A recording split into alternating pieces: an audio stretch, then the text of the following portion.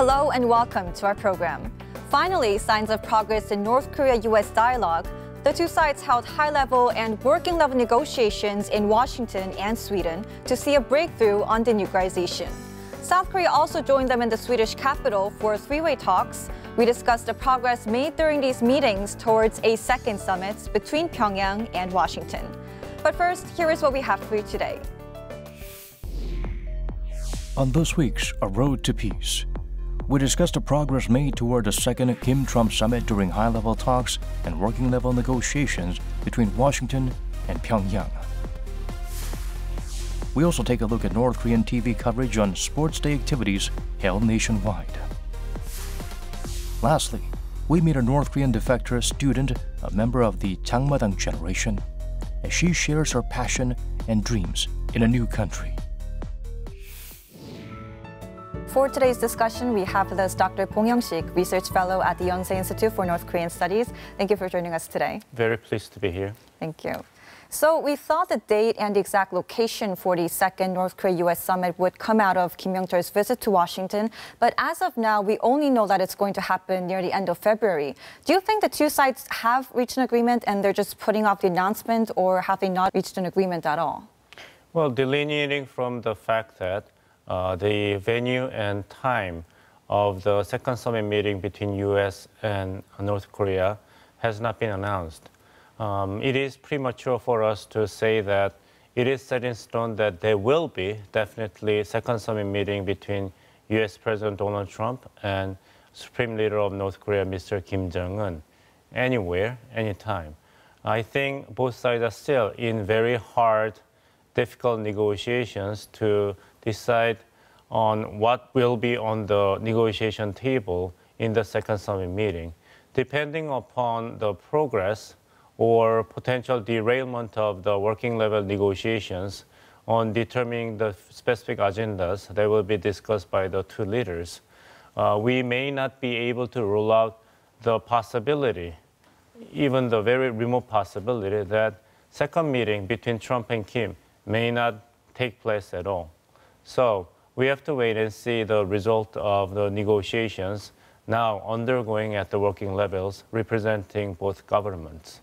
It is a very critical for the Moon Jae-in government of South Korea, because without the second summit meeting between Trump and Kim taking place, the expected visit by a leader of North Korea, Mr. Kim Jong-un, to South Korea for the first time ever by North Korean leadership is not going to happen either, because without making tangible benefits out of meeting with U.S. President Donald Trump, there is not much incentives for Mr. Kim Jong-un to make a visit to South Korea if any relief of economic sanctions or progress on reducing military tensions on Korean Peninsula will be guaranteed prior to his actual and physical coming to South Korea. So you say there is a possibility that this summit might not even take place, but can North Korea and the U.S. actually afford to not have this summit altogether? Can both leaders afford not having this second summit meeting? That's your question, and this is a very important question. Well, they cannot afford to just remain in the sidelines forever after first ever summit meeting in Singapore last June, which has been already more than 7 months ago. So they are desperate to get any tangible and concrete benefits. And without having another summit meeting, achieving the goal will remain very difficult for them. So in that regard, both leaders definitely need to have this second summit meeting. But at the same time, contrary to the first summit meeting, which was okay to be just symbolic meeting between two adversaries since the time of the Korean War, this time the summit meeting has to produce very concrete and clear outcomes for the United States in terms of denuclearization of North Korea, for North Korea in terms of sanction relief and reduction of military tension.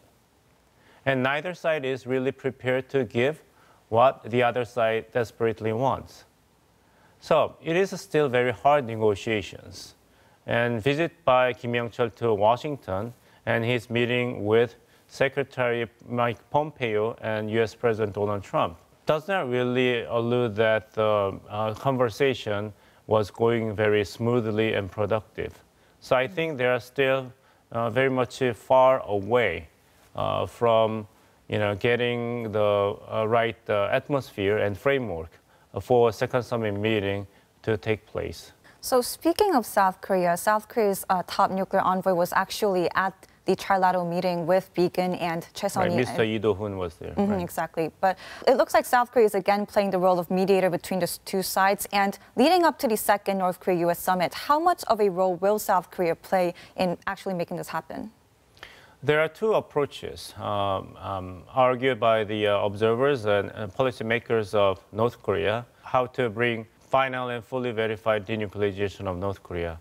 One argument is in favor of giving more incentives to North Korea by easing economic sanctions strategically.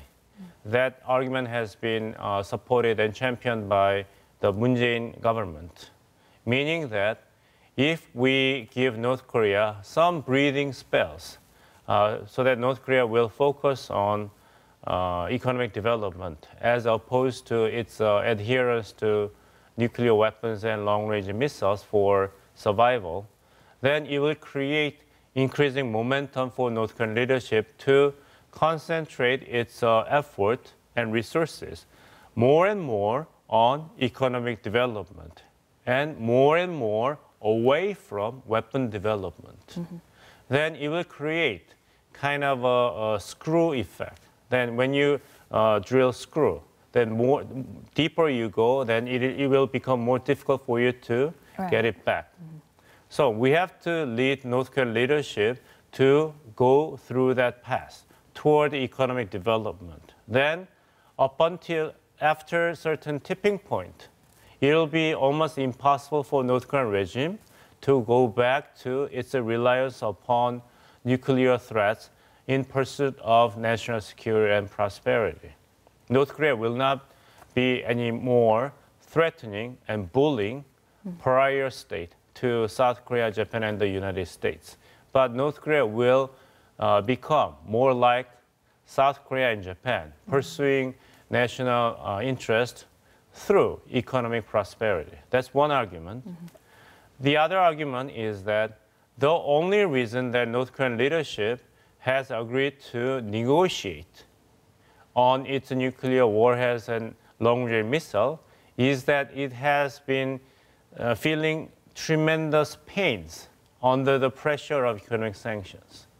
So once you lift economic sanctions, that has been the trump card to lead the fundamental transformation of behavior of North Korean system. Then North Korean leadership will no longer have any incentives to negotiate away its nuclear weapons and missiles, which Mr. Kim Jong-un described as the jewel that will protect our republic. So once you lift economic sanctions, then all bets are off, then North Korea will go back to its previous behavior. So we are debating these two opposing arguments about what to do about nuclear North Korea under economic sanctions.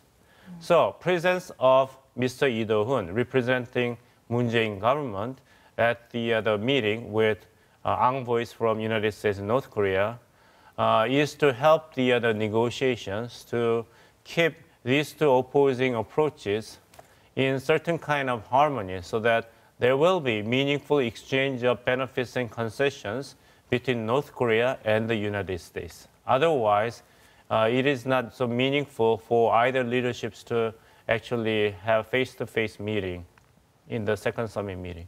So I guess we can say that the economy is a key to all of these negotiations. Well, following Kim Yong-chol's visit to Washington, there was a lot of enthusiastic response from the White House. President Trump even said there was tremendous progress with North Korea. But where do you think this is coming from? Could it be Kim Jong-un's letter sent to Trump?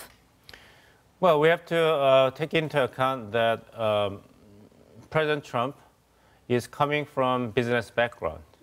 So his rhetorics are very familiar ones in the business world, that he's always positive.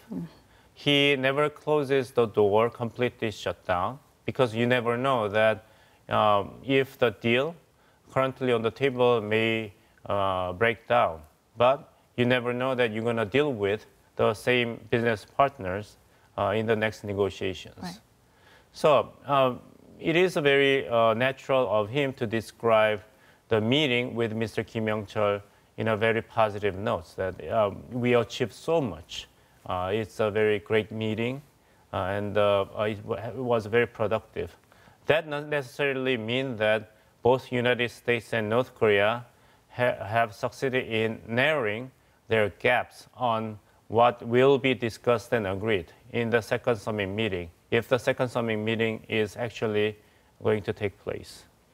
Here's a description of meeting with Mr. Kim Yong-chol, and communications with the leadership of North Korea may, by and large, meant to show that he delivered clearly and forcefully what the United States demands from North Korea. So it may not be the acknowledgement of both sides narrowing their gaps or their views prior to the second summit meeting, but it may be an explanation to its domestic constituents and supporters that he, as a president of the United States, did not yield to the pressure from North Korea and steadfastly and firmly stood on the ground that United States' core national interest must not be compromised. But meanwhile, going on to North Korea and China relations, they're also maintaining close ties on the cultural front because North Korea's art shop actually traveled to Beijing. So do you think North Korea is taking a dual approach, trying to deal with Washington and Beijing at the same time? China is the most important country for the Chinese Communist Party leadership, not North Korea. So Xi Jinping government may be very sympathetic with North Korea and its demand that economic sanctions have been squeezing the lifeline of North Korea. And China definitely does not want to see slow or sudden collapse of North Korean regime. Then that means the disappearance of buffer zone between China and the forward deployment of US forces in Northeast Asia. But at the same time, China does not want to be singled out and criticized by the United States as a willful supporter for North Korea. China does not want to be held accountable for adamant attitude of North Korea, not giving in the pressure from the United States to move forward toward denuclearization. Then China will be in a far more difficult position in its negotiations with the United States in the trade war. So China has to play the dual role. Not only North Korea is playing double game, but China is also playing double game between the United States and North Korea. And Trump definitely won't be happy about that picture.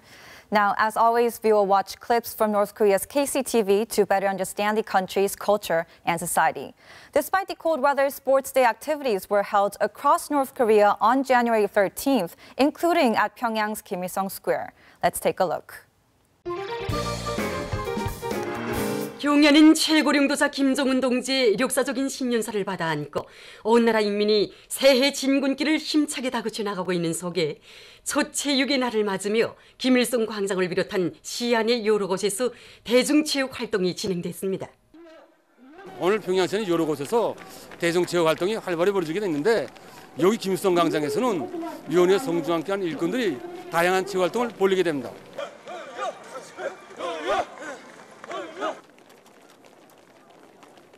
한바탕 뛰고 나니까 기분이 상쾌하고 마음이 거뜬한 게 정말 좋습니다. 주치 사상탑 광장에서도 평양시 청소년 학생들의 다채로운 대중체육 활동이 진행됐습니다. 낭만과 희열, 활기에 넘쳐 다양한 체육 유희 오락 경기들과 민속놀이들을 진행하는 이들의 체육 활동은 사회주의 강국 건설의 전투장마다에서 기적과 혁신 창조로 들끓는 수도의 분위기를 한껏 덮어주었습니다. 원산시 해안광장에서는 곤강 태권도와 대중율동 체조가 진행됐습니다. 이들의 얼굴마다에는 올해에도 대중체육 활동을 활발히 벌여 튼튼한 체력과 왕성한 토지로 사회주의 건설의 새로운 진경로를 열어나가는 데서 강원도 정신 창조자의 영예를 더욱 높이 떨쳐갈 요리가 어려 있었습니다.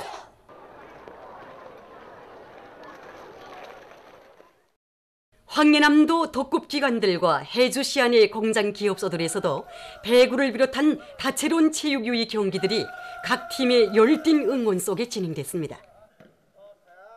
새해 초 체육의 날을 의의 있게 보내는 일꾼들과 근로자들은 체육을 대중화 생활화해서 노동과 국방에 튼튼히 준비하며 자력갱생 대거조의 불길 높이 사회주의 건설의 전전선에서 혁명적 항향을 일으켜갈 요리에 충만돼 있었습니다.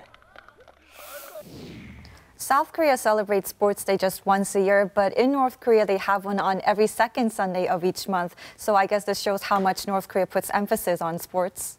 Right. The focus under the Kim Jong-un administration since its official inauguration in 2011 is to provide vitality to its public by putting emphasis on greatness of the country as a great sports nation, so to speak. And we have to remember that North Korean economy has been under the pressure of economic sanctions, and that is the reason why Chairman Kim Jong-un emphasized repeatedly in his New Year's message of 2019 to the nation the spirit of self-reliance. And as the documentary shows, that the emphasis on maintaining the spirit of self-reliance was also emphasized in the government's promotion of sports among North Korean people. Now, moving on, there are more than 30,000 North Korean defectors currently living in South Korea. A great number of them are in their 20s and 30s. What dreams do young North Korean defectors have for their lives in the South? Here's more on the story. Winter break for South Korean university students usually lasts for slightly over 2 months, starting from the last week of December to the first week of March. When asked how they would like to spend their winter vacation, South Korean students answered working part-time, preparing for employment, studying, and traveling. Private language schools near Gangnam Station are crowded with university students hoping to learn a new language during the winter break. Among them is Kang Nara, a sophomore enrolled in the acting program at the Seoul Institute of the Arts. 방학 기간이잖아요. 그래서 방학을 헛되게 보낼 수는 없고 뭐라도 해야 되니까 나를 다지기 위해서 중국어 학원 등록하려고 왔어요. Learning a new language is an exciting challenge for Kang, who fled from North Korea to the South at the age of 19. Coming from a well-to-do family, Kang says the yearning for freedom was her main reason for escaping the communist regime. 함경북도 청진 출신이고요. 탈북 4년 차이고 북한에서 이제 한류 드라마를 접했었는데 그때 접했던 드라마가 꽃보다 남자. 이제 한국 가면 다 그렇게 잘생긴 오빠들이 있고 2층짜리 집에 사는 그런 조금 허황된 그런 한상이 있었어요. 그것 때문에 탈북을 하게 됐는데 딱 왔을 때 조금 이제 드라마하고 현실은 다르더라고요. The voice major from an arts high school in the north now has a new dream of becoming an actor. College life seemed like a huge challenge for Kang, who was still struggling with a new environment in the south. 대학 생활은 생각했던 것보다 너무 좋았어요. 왜냐하면 한국의 대학교들은 그런 선후배 간의 군기가 심하다고 들었거든요. 근데 생각보다 너무 없고 다 오빠 언니들 막 같아서 너무 좋았고 학교 생활 재밌더라고요. 막 까잠 입고 돌아다니고 막 학교 교가 부르고 되게 어릴 때 막 동심으로 돌아간 그런 느낌도 있었어요. She has auditioned for many roles since she took up acting and got cast in minor roles in theater productions and films. After wrapping up the shooting for a film, she's now enjoying a well-deserved break. Cooking North Korean dishes is one of her hobbies. 지금 그 북한에서 먹는 인조고기 밥이라고 인조고기 콩고기로 만든 밥인데 조금 유부초밥 같은 느낌이긴 한데 어떻게 보면 근데 맛있어요. The so-called man-made meat is a pressed paste made of leftover dregs from soybean oil production. It's a popular street food in North Korea. 이게 진짜 북한에서 나온 거예요. 중국에서 샀거든요. It is stuffed with rice and topped with chili sauce. Today, Kang is cooking for a new audience. The aspiring actor recently created her own channel on YouTube to promote herself and feel comfortable around cameras. Kang shares her personal stories with her followers, from life in the North and travel to restaurant reviews. 북한에서 온 그런 소녀가 하는 거니까 사람들이 재밌게 봐주시고 너무 긍정적으로 봐주시는데 처음부터 조금 사람들에게 그냥 나를 알리고 싶고 사람들하고 소통하고 싶어서 유튜브를 시작했던 것 같아요. 안녕하세요, 놀새 나라입니다. 제가 오늘은 Shortly after the live stream begins, her followers tune into her channel one by one to join her. Soon, they show interest in the unfamiliar dish. 이거 그거야, 인조고기밥이야, 인조고기밥.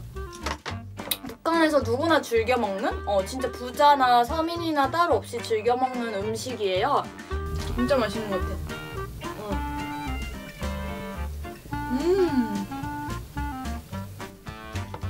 소스가 고춧가루, 그리고 까나리, 양파, 그 다음에 된장, 뭐 두루두루 이렇게 들어갔어요.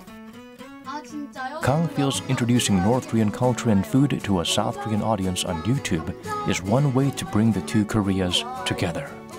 Having experienced both cultures, she has found a new dream to pursue.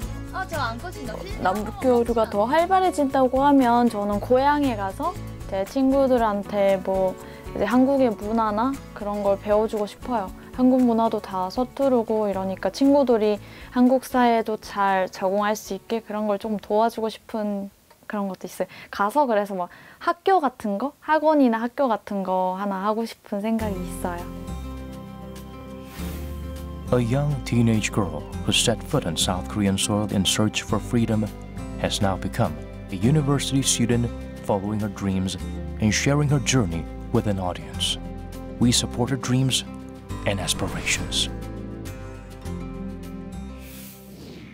Now, Nara looks like just a typical South Korean student. Have you ever spoken to many of these South Korean Defector students? And I would say that they kind of resemble the Changmadang generation in the North. Would you say that they're also very open to freedom and a capitalist society? Yes, it is almost impossible to tell them apart from South Korean, students, their peers. There is a good news that North Korean defectors, most of them have made very successful adjustments to the new environment. And I was quite impressed by the very positive attitude of North Korean college students, the college student who defected from North Korea, now enrolled in the South Korean university that I met, that they have big dreams. Not only they strive to become new teachers, entrepreneurs, and engineers, but some students even ask me what kind of preparations are needed for them to pursue high education degrees in the United States. Like because, you did. Right, because I was a visiting fellow from the United States doing interviews with them. And they were extremely curious about the requirements, basic requirements to enable them to study in the United States. It is very good news for them that there are a lot of very helpful programs, including scholarships, available to those students who have this endeavor to pursue their dreams. And I also heard in a study that at least 69% are very satisfied with their life in the South. So I guess the South Korean government is doing a lot to really promote their well-being in the South. Right. At the same time, the very positive and smooth adjustment of North Korean defectors, especially in their 20s and teens, imply that there are different generations, meaning that they are born after North Korea went through the food crisis in late 1990s, dubbed as the Arduous March.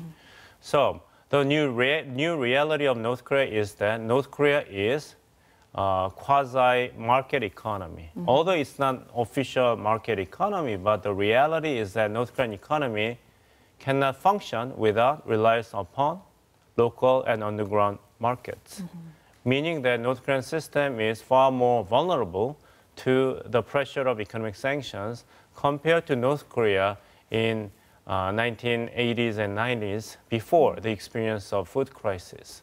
There is a very critical component of policy toward North Korea to realize final and fully verified denuclearization of North Korea.